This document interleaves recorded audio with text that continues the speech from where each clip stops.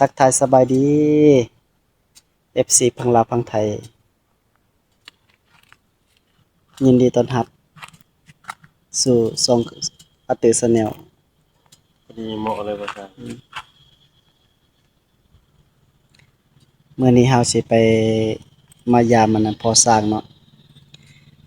เพิ่นบ่เห็นเพิ่นเนาะเพิ่นบางทีเพิ่นนอนจังนั้นสิไปหาเพิ่น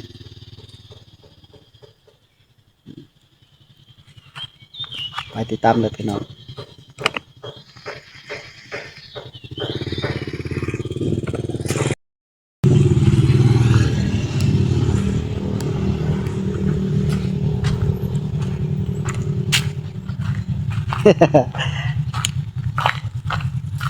ก็มาเลย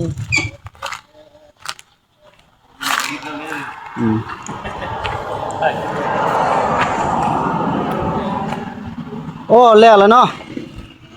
เฮ็ดเฮือนน่ะโอ้จักมื้อเลยนี่พอสั่งว่าเฮ็ดจักมื้อเลยนี่ โอ้ปลายๆนี่เลย โอ้ เอาได้หรือเปล่าครับก็ได้อยู่แต่บางท่าสายผ้ามีบ่หนัก นี่เด้พอดีใส่ผ้าก็มาอยู่ สายผ้าก็จะรีบบ่นี่ โอ้พอดีเลยพ่อกับวันนายใส่ผ้าเลยก็พอมาดนแล้วบ่ใส่ผ้า บ้านนี่ โอ้ พอชิมาส่งผมตั้งแดดผมก็อยากเมื่อป่ะลงมาได้ เฮ็ดจักกันนั่นแหละ ว่า วานนี่ก็เฮ็ดตัวนี้บ่วะเฮ็ดหยังกบไม้บ่ มัดตัวนี้เด้มัดเล็ก จ้ะ เราสิไปหาเจ้าอยู่คนไทยแต่ผมบ่ได้ไปเนาะ เจ้าคุดคุ้มมีกันครับ อืม สบายดีแม่ยังก่อนนี่ใส่ผ้า ในซุก แม่ชุบ จุกสบายดีเด้อเปิดก่อสร้างเขาก็ โอ้ ได้นี่3 โมงยังบ่ได้เฮ็ด ยังบ่เฮ็ดนะพอดมันแดด โอ้มันแดด บ่ติเลยมันแดด ก่อสร้างเขาว่าแดดแห้งว่ะ โอ้ ดีใจเลยบ่ได้มาหา พอสร้าง ก่อสร้างมานอนรับฝันดีบ่ เมื่อคืนนี้นอนใส่เด้เนาะ เล่น นั่นแหละเนี่ยผมใหม่นะคืออากาศเย็น บ่ได้ฟันเลยบ่ ยังไม่ได้ดำเนินงาน เอาเครื่องมานั่งพี่มา เลขหยังเนาะสิออกมื้อนี้ผมนอกภาษาเนาะฟันมันเลยเมื่อคืนบ่ได้ฟันหยังบ่ ก็เฮ็ดไก่ แล้วสิได้สิมาอยู่จังมื้อ โอ้ ไก่ปูใหญ่ ป่า เมื่อยยังมันอยู่ แม่นอยู่บ่ฟันแบบว่า จะว่าบริพันธ์นี่จะเฮา แต่เก่าคือฟันซื้อเคยถึกอยู่เนาะ ก็อยู่พี่ก้อนแล้วมันอยู่ใกล้เด้อยู่ใกล้กัน แล้วอย่างนี้มาบ่แก้วให้เมื่อชงบ่บ่สร้างเงิน อ้าวบ่แก้วอยู่เฮือนเพิ่นบ่ได้นี่ฮะ เป็นลูกค้าเวียดมันก็ ไปได้ไม่ชุกเป็นบริเดอร์ว่ามานอนอยู่นะ สบายดีแม่ชุบโอ้เลยเห็นบ่เพื่อนเพิ่นเล่นนี่มายามมาก็มาแต่โตละลาได้นี่บ่มีฝากเดี๋ยวตอนพอกับ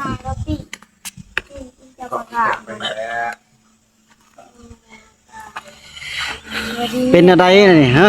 วันนี้หนูมาได้กินย มาได้จักมื้อเลยนี่ ำมาแต่เมื่อวานเลย โอ้ม่วนบ่อยู่นี่นี่ เลย โอ้เป็นอะไรพอสร้างเอายังให้กิน ลุงเดือดกะ ฮะ เมื่อวานเนี้ย เออ เมื่อวานนี้เมื่อวานนี้บอกแก้วซื้อไข่มา โอ้ บอกจะนำมาอยู่แล้วพอสั่ง2 มื้อไก่เบิด2 โต โอ้ย โอ้เห็นอยู่ในคลิปคิดว่าเพิ่นเมื่อยเลยได้เห็นส่วนดินส่วนหยังข้างในได้เพิ่นก็เฮ็ดเฮือนข้างใน คลิปเมื่อกี้นี่ได้ ที่นี่โลด หาลงหาเขาไอ้บีลงเมื่อกี้นี่ เอาเรามาถ่ายบ่ เลย เออ ลงมาที่ลง เจ้าเฮ็ดจังแน่เจ้าช่วยเพิ่นน่ะเจ้าเฮ็ดจังได๋ช่วยเพิ่นน่ะ อยู่ดิน โยดินโอ้แพ้บ่อยู่ดิน อีนจับทราย โอ้แพ้เซยเนาะ แพ้ เก่งหลายเอาสู้ๆเด้อน้องเด้อแม่นหยังกะ โอ้แต่ฟ้าก็พอสั่งก็จะได้เฮือนงามเลยเด้นี่ อีกบ่โดน อยา ก็ กมาดูหรือว่ามานอนมาอยู่พี่เลยโลด อีกบ่โดนก็แล้ว มัน แล้ ก็ ว บอกไปบุตรวีจากมาอยู่พี่เลย เป็นลูกแม่ชุกเลยมาสั่งเลยแหละ อยู่บ่เป็นบ่ลูกเราเป็นบ่ เลย เป็นเนาะอยู่นี่เลยอยู่นำพอสร้างเลย ไล่พนันน่ะไรนี่ค่ะ โอ้ โคตร คือว่าใส่เล็กไว้เลยที่บ่เทค่าเราบ้านใส่เลยบ่ วันนั้นและตัวเฮ็ดตับ ต่ำ เพ ใช่ ราะ เนาะ ว่าความสูงของมันบ่ได้เมตร40เป็นเมตรเท้า ไล่ความสูงเทิงเนาะ เนี่ยได้เมตร50ตัวสูงตัวความสูงเรื่องกันแบบมันเป็นแบบ โอ้คืนนี้อันนี้ห้าก่อน ข้ามก้อนนึง ประมาณ5ก่อน5ก่อน อีกบ่ยันจะสูงจะง่อยบ่เห็น ยังอีกประมาณ2ก่อน จะสิง่อยบ่ถึง เพื่อนเพื่อนเขายังสำเป็นหนาเพื่อนมา แม่นบ่ ด้วยเพื่อนเราไง โอ้ เอามาไป คิดว่าอยู่เฮือนเลยคิดว่าสิบ่พอเจ้าแล้วดนแล้วบ่ได้ไปมาถ่ายคลิป โอ้ยลืมถามสุดตัวนี้สุดไผเอาให้สุดตัวนี้ บาร์บี้บ่ เจ้า บ่แม่นได้บ่ได้ชื่อเลยบัดนี้ ชื่อเจ้านะชื่อเจ้าสีขาว เออ เออ สุดข่อยสีขาวอันนี้สุดไผเนาะสุดเป็นเบอร์หยังข้างหลัง บ่มี ดู เบอร์ ซิ เบอร์10บ่ เบอร์ สุด 10 สุดบ่าวใส่ล้ม ว่าใส่ลบเหมือนต่างหาก สุดบ่ออน75เบอร์75 ดูซิอันนี้เขาจือได้ โอ้4-5มื้อแล้วเพิ่นว่า มาแต่เมื่อวานนี้ ว่าและสายผ้าต้องอยู่นี่ไปพุ่นบ่เห็นรถ เฉพาะเห็นน่ะนะอาจารย์บางอ้อนน่ะถ่ายลงคลิปเมื่อคืนนี่แม่นบ่ บอกแต่ แต่เมื่อใดเห็นว่าถ่ายแล้วเจ้านอนในอู่หันแม่นบ่ จะโดนแล้วเอามากสองเถื่อแล้วนี่ เออ มาอยู่นี่บ่ได้ไขความลับประสร้างติ บ่เลย บ่เลย มาจะมาแก่เราบ่รอดมาเกี่ยวมา บ่ได้เด้บ่คลายความลับประสร้างให้แม่ชุบผมเรานั่งฟังอยู่นี่อลีฟังนักข่า ขายว แล้วเหรอขายแล้วเหรอจะไปพี่ จะได้เจ้าเมื่อนี่เราสิ เวลา เกิด สิ สงครามกับเราสิก่อสงครามแล้วจะเมื่อวิทย์กันเลย อันนี้เราเกรงใจเจ้าซื่อๆได้ เจ้าอยู่นี่เราบ่ได้เห็น เขาจะมาเปิดสงครามเป็น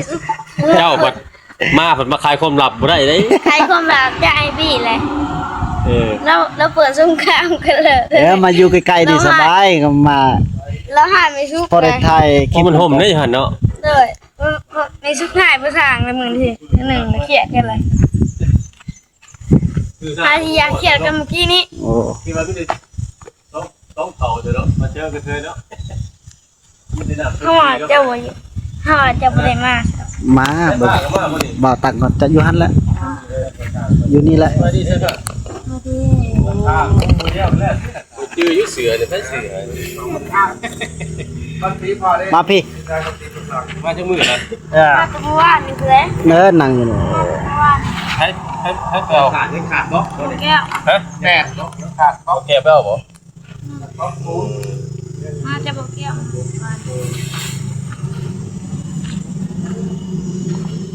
เอาไปอยู่แต่ละมื้อพอสั่งเอายังให้กิน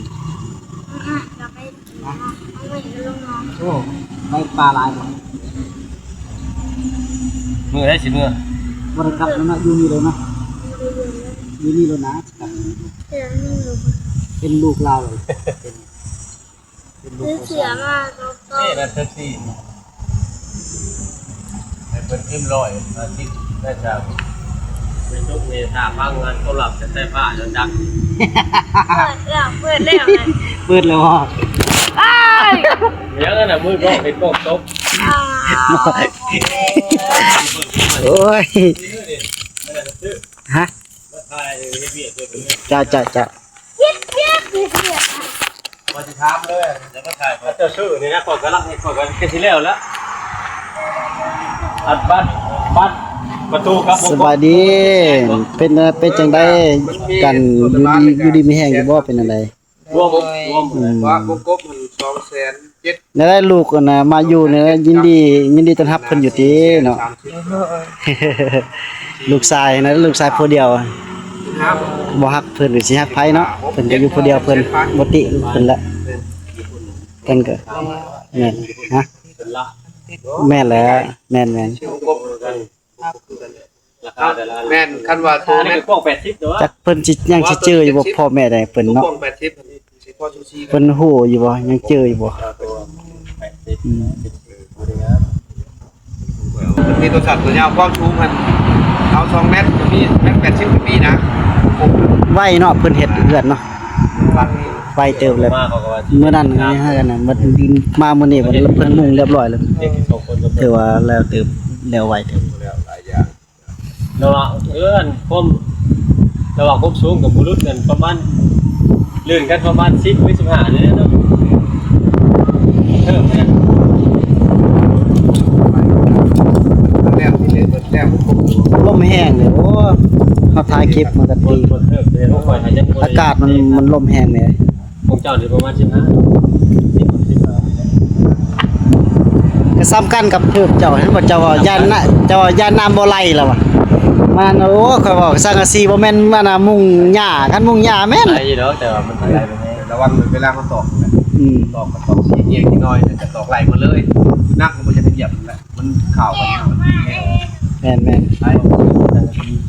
สังกะสีตัวจินตนา ๆแก้วมาบ่บ่ เดี๋ยว เฮ็ดคุ้มๆเยอะเลยบ่ว่า เพราะว่าเห็ดเสาเลยเกาะเสา บ่อีหล่ะ คือบ่นั่นบ่ คนนั่ง เพ เล่ ราะ นบ่ คือว่าบ่เอาอีกก้อนหนึงจังนั้นจังเทขานจักประมาณก้อนหนึงสองก้อน เพราะทำเนียนประชุม รถไฟรถใหญ่บ่เนี่ยฮะ นี่นะว่าเฮือนนี่ จอด อันนี้ได้แต่3ก้อน อ๋อที่มันมีแค่ขั้นขึ้นมาที่ เออ ชุมทุก เอาใส่ซี่พอดีเฮามัดเหล็กพอดีเลยนี่พอดีเลย นี่ไม่ได้คักแหละบุญคันบ่มีถ้ามีไม่แบบน่ะ เนี่ย เฮ็ดไปได้เอา ตอก เดียวเอง ตอกแต่ละต้นนี่แหละช่องแง่เข่าเลยครับผู้เช่าไม่ผู้เช่า จะโอ้ ตอกแล้วเลยครับพักไปเห็ดเรื่องอื่นนะ หากะคุดบนนี่หากะคุดมือ แม่ผู้เช่านี่ โอ้ ตัวมอไว้ เอามัดเล็กไว้เด้มัดเล็กไว้ ครับ วางเดี๋ยวครับ เพิ่นสิเฮ็ดทรงโมเดิร์น คือ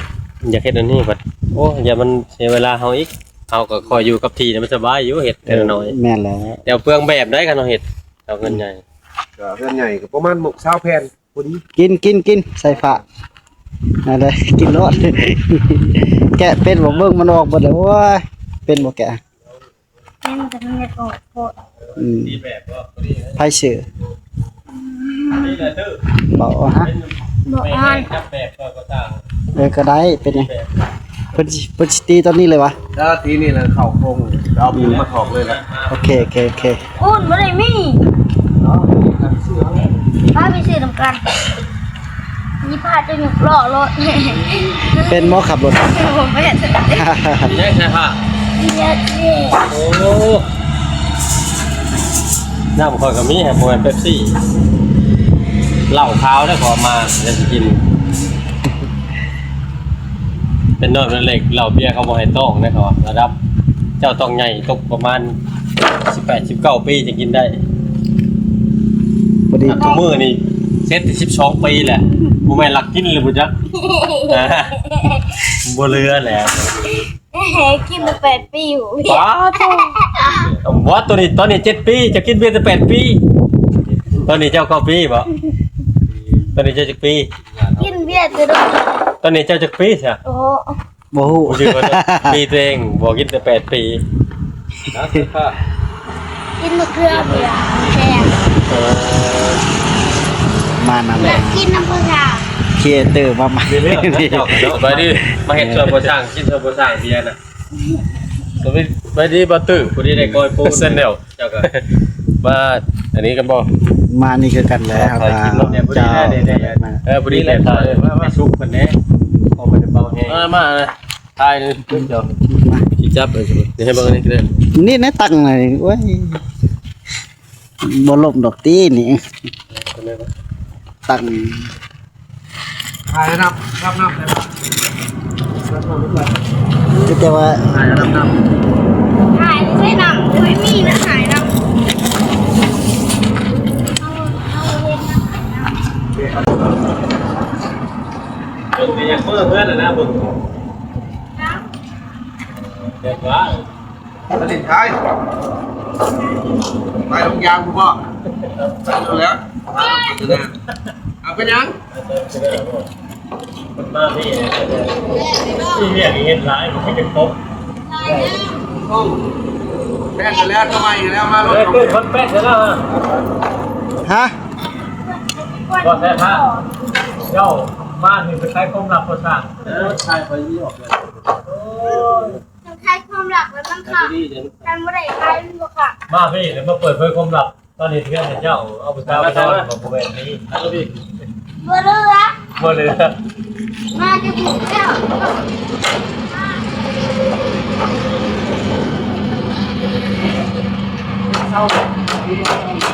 เปิดยีนเดี๋ยวเล่นแบบข้างก่อนทำตัดฉันเนี่ยนี่ไว้แล้วเอายังไม่ได้นะ เทคานใส่ เนี่ยนี่แบบ กิน นี่ เท ตัวม คา อน ตัวมอ กระหม้อนะตีกระหม้อก่อนบัดเช้านี่ทุกท่ายกระหม้ออะไรเขาก่อดิก่อแล้วเนาะเตะคานผักพื้นบนเขาเล็กทางเล็กไม่ชื่อ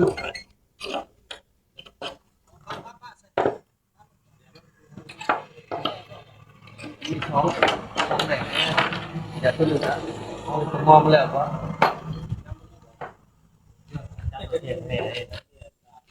การจับฉากคือทำเที่ยงย่างแล้วคุณกระหม้อ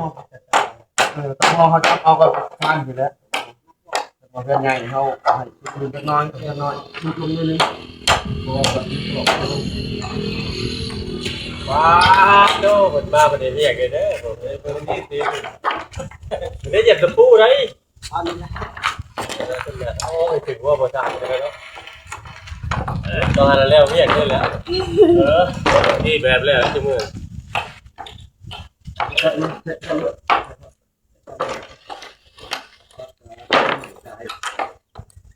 โอ้ยบริเวณสบายมาดูดีนะมือกล้องไทยได้กินบริกรวิดีโอเลยใช้ผ้าเล็กกว่าพอเห็นนั่นจะใช้ผ้าเล็กกว่าการสิแม่ยังมีแต่แบกกับขึ้นเลยแบบก็เลยคิดไปก็มีแต่แบกกับขึ้นแบกไปกับขึ้นเลยก็ไปก็ได้นะว่ามันแบกนี่มันแบกมันก็ได้แบก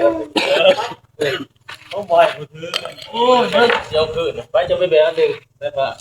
โอ้ยได้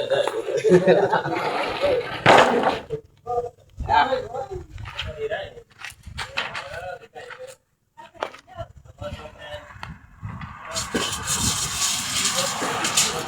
เราคนนักตัวเองว่า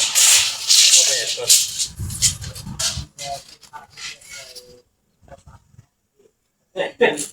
ใกล้ๆนี่ก็ได้นะเดี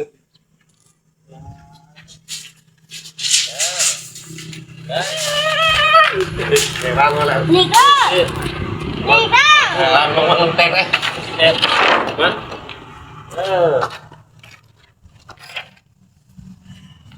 ได้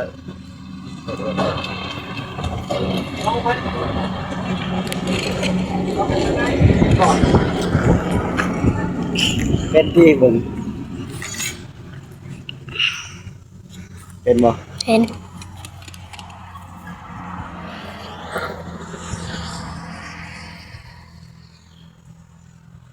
แล้วน่ะก็ตัดออก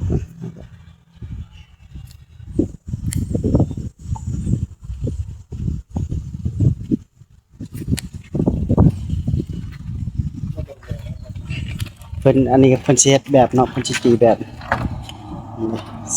พุดคุบเรียบร้อยแล้วเพิ่นสิตีแบบ